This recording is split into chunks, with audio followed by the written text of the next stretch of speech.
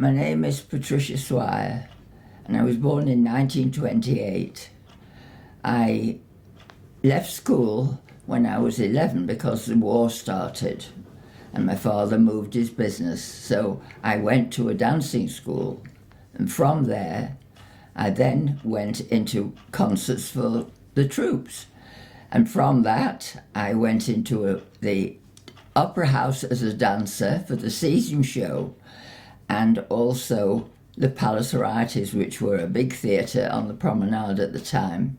They did say originally that possibly my trouble stems from being a dancer, because of course you do have to be very agile, and I think I must have been such a very, very capable person that I like to do it really well. So I did that until I married at 1952. So then I carried on with modelling for a short while I was married, but then I felt I needed to do more. So in 1970, my husband bought me a shop, and I opened it as a children's wear, and I had it for 18 years.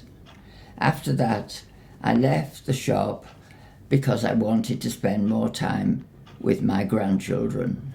Unfortunately, I suddenly started limping, and I had to go to Mr. Dunkhow to have various x-rays, etc. He gave me a new right hip, and if only I'd had a new left one, I don't think I'd have been quite so bad now. But I didn't at the time because it was perfectly all right. So from there, he's helped me enormously, taking away any pains I might have, and also a regular appointment to catch up on everything that was happening to me. And he wanted me to keep going as much as I possibly could by sitting quite a lot, and putting my feet up, but also plenty of walking about and exercise. I have a lovely garden, which in the summertime is very, very nice for me to spend time walking in the garden. There's lovely clematis grow up this trellis work, and I've got a lovely bird trough, so I get lots of nice blue tits and robins and nice birds. I usually have pots along here with lovely, all nice colourful flowers. I love flowers, and I love bushes, and I love all the nice plants that grow. This bush seems to be growing like topsy all the time. Keeps getting bigger and bigger and bigger. It's nice at this time of the year with a bit of colour.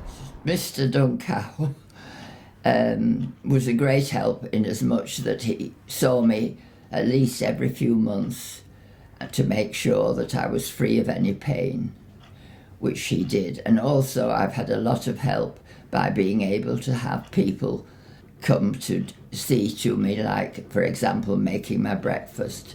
But mostly I do all those sort of things myself. Before I had my hip replacement, I started to limp quite a lot, but previously I had been very, very active, no sitting around and always on the go. But then this hip started to trouble me, and I was recommended to see Mr. Dunkhow. And on our first meeting, we got on very, very well.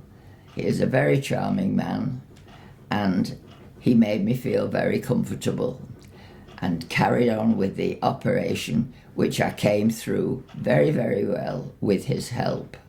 After that, of course, the main help was in stopping any pain, which he did remarkably well. Only recently, as the left knee has started troubling me, he has given me injections, which have helped up to a point, but I was now getting a little bit more pain, so he's given me some more painkillers, which have helped tremendously.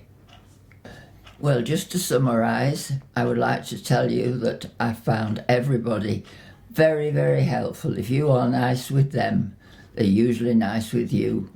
Consequently, I have a great lot of help from my family. My daughter-in-law is wonderful. My grandson is wonderful. And I still have several ladies who come to sit and keep me company from time to time. But the main thing is always make sure that you are very, very careful. I have all the aids that are possible to have so that I don't fall, because that's usually the thing that's the worst thing for people in my condition. But with the help of Mr. Duncow, I have been very lucky with everyone in that sphere.